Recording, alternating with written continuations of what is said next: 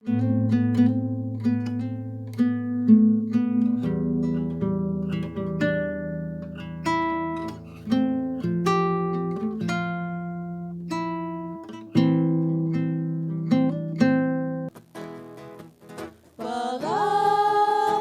de salvação,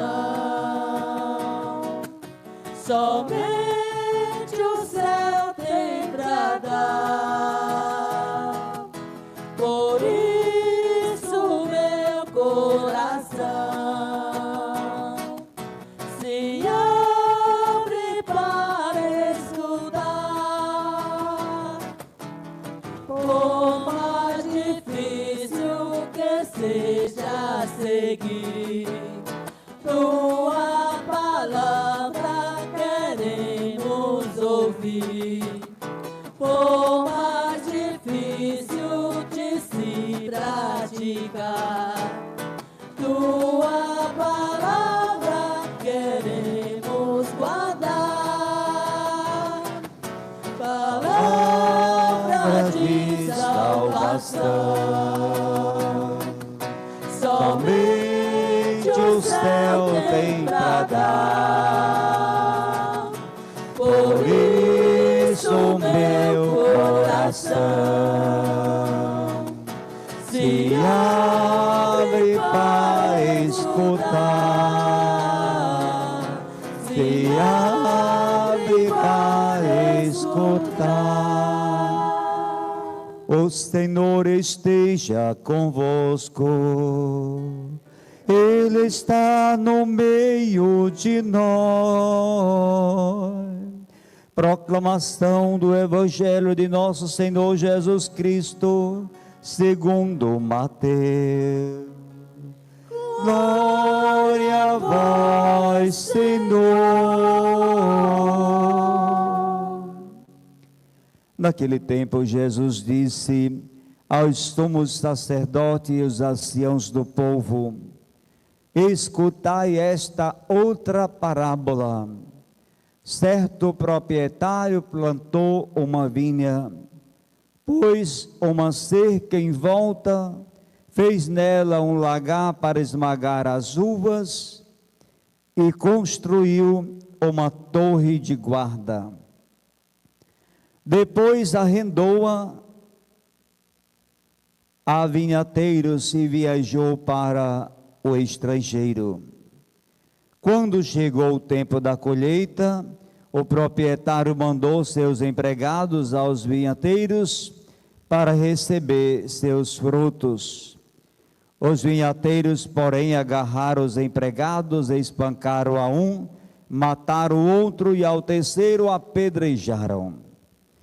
O proprietário mandou de novo outros empregados em número maior que os primeiros, mas eles os trataram da mesma forma. Finalmente o proprietário enviou o seu filho pensando: ao meu filho eles respeitarão. Os vinhateiros, porém, ao verem o filho, disseram entre si: este é o herdeiro. Vinde, vamos matá-lo e tomar posse da sua herança. Então agarraram o filho, jogaram-no para fora da vinha e o mataram. Pois bem, quando o dono da vinha voltar, o que fará com esses vinhateiros? Os sumos sacerdotes e os anciãos do povo responderam: com certeza mandará matar de modo violento esses perversos e arrendará a vinha a outros vinhateiros que lhe entregarão os frutos no tempo certo. Então Jesus lhes disse: vós nunca leste nas Escrituras: a pedra que os construtores rejeitaram tornou-se a pedra angular. Isso foi feito pelo Senhor e é maravilhoso aos nossos olhos. Por isso eu vos digo: o reino de Deus vos será tirado e será entregue a um outro povo que produzirá frutos. Palavra da salvação. Glória a vós, Senhor. Palavra da salvação. Glória a vós, Senhor. A palavra de Deus já chegou, nova luz clareou para o povo. A palavra de Deus já chegou, nova luz clareou para o povo. Quando a Bíblia Sagrada se abriu, todo o povo já viu o mundo novo. Quando a Bíblia Sagrada se abriu, todo o povo já viu o mundo novo. Quem andava espalhado se ajuntou, quem vivia como cego enxergou. Todo canto já nasceu comunidade, no caminho da verdade muita gente já entrou. Todo canto já nasceu comunidade, no caminho da verdade muita gente já entrou. A palavra de Deus já chegou, nova luz clareou para o povo. A palavra de Deus já chegou, nova luz clareou para o povo. Quando a Bíblia Sagrada se abriu, todo o povo já viu o mundo novo. Quando a Bíblia Sagrada se abriu, todo o povo já viu o mundo novo. Olha, meus filhos, meus amigos, internautas, povo de Deus, povo amado, a liturgia deste 27º domingo comum, do tempo comum, usa a imagem da vinha de Deus para falar do povo fiel, do povo que produz frutos e que se coloca ao serviço de Deus, ao serviço do reino. Desse povo Deus espera frutos de justiça, frutos de amor, frutos de paz, frutos de bondade, frutos de misericórdia. Na primeira leitura do profeta Isaías, filho do profeta Amós. Isaías exerceu seu ministério na segunda metade do século VIII, antes de Cristo, por volta do ano 750 a 740, por aí, nesse tempo. Portanto, bem antes de Cristo. Isaías, ele fala de realidade, ele não fala de realidade abstrata, ele não fala de coisas intangíveis. A sua pregação, ela é concreta, a partir de acontecimentos reais, fatos concretos, ele toca em realidade da vida do povo, problemas da vida do povo, inquietações, esperança das pessoas. Essas realidades fornecem o conteúdo para a pregação, a partir daí delas ele fala. O profeta, ele dá conta do amor e da solicitude de Deus para a sua vinha. Esse amor e essa atitude e solicitude não podem ter como contrapartida o egoísmo, a autossuficiência ou a injustiça. Os vinhateiros ou os trabalhadores do reino não podem produzir injustiça, não podem produzir egoísmo. Os frutos que Deus espera são outros: bondade, justiça, amor, misericórdia, esperança. Então o povo de Deus, ele tem que deixar-se transformar pelo amor de Deus, um amor sempre fiel, e ele deve produzir bons frutos: o direito, o respeito pelos mandamentos, a fidelidade à aliança. A segunda leitura, a segunda da carta de São Paulo aos Filipenses. Paulo, já falei aqui nas semanas anteriores, Paulo está na prisão. Paulo recebeu a ajuda financeira da comunidade de Filipe. Filipe é uma comunidade grega, na qual Paulo passou e criou o laço de amizade, e agora a comunidade se sente responsável por Paulo e ajuda Paulo financeiramente, ele que está na prisão e que necessita da atenção dos irmãos. Então, ele fica agradecido, escreve uma carta com o próprio punho para a comunidade, agradecendo, relatando sua realidade e exortando a comunidade para aderir à vinha do Senhor, para fazer parte da vinha do Senhor.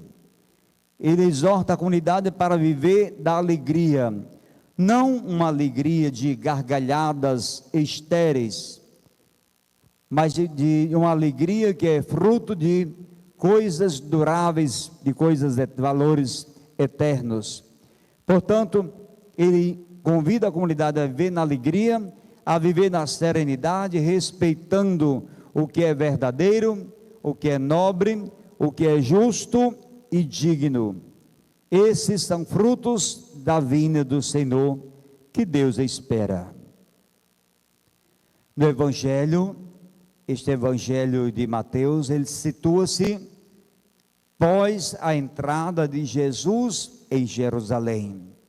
A chegada de Jesus em Jerusalém foi muito animada, festiva, Jesus acolhido, mas logo em seguida, de uma maneira organizada, os anciãos do povo, os sacerdotes, organizaram uma oposição a Jesus, que colocaram em risco a própria vida de Jesus. Jesus é conhecedor, é consciente do seu destino. Jesus sabe que a prisão, o julgamento, a condenação, a morte está próximo. E ele, plenamente consciente desse destino que ele está reservado, ele mesmo assim enfrenta os dirigentes judaicos e condena implacavelmente a sua recusa de acolher os valores do reino. Jesus não concebe, não aceita que os judeus, sumos sacerdotes e anciãos, que estão à frente da religião, não acolham os valores do reino. Não se coloque produzindo frutos do reino, mas usufrui da religião de maneira própria, ao bem próprio, distrata o povo de Deus, sufoca o povo de Deus. Então Jesus não aceita essa realidade. Então esse texto de hoje, mais outros 2 textos, são 3 textos, a parábola da semana passada. Quem lembra a semana passada, qual foi a parábola?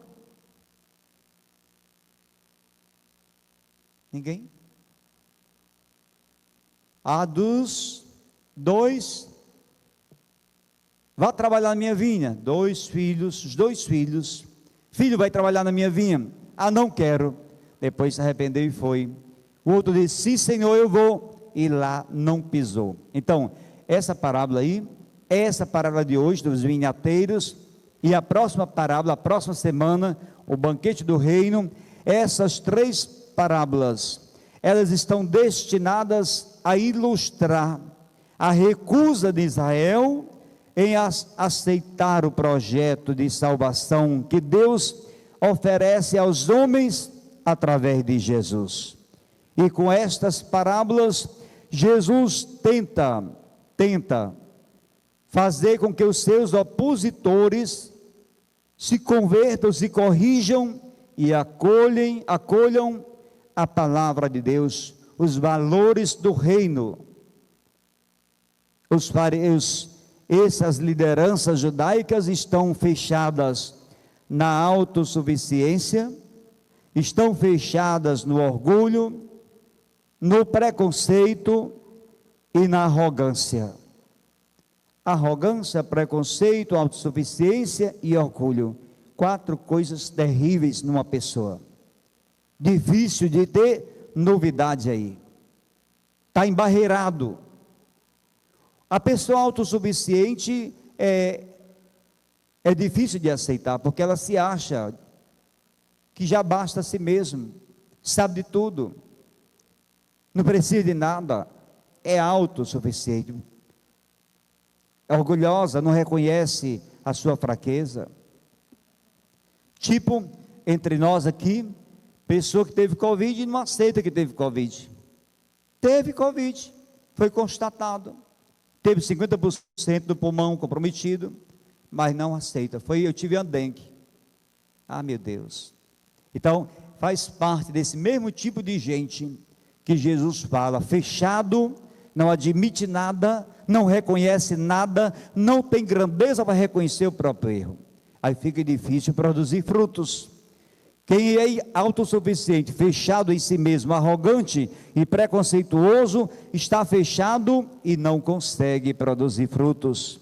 Então, não abre o coração e a vida aos desafios de Deus. Jesus não consegue fazer nada no meio dessa turma aí.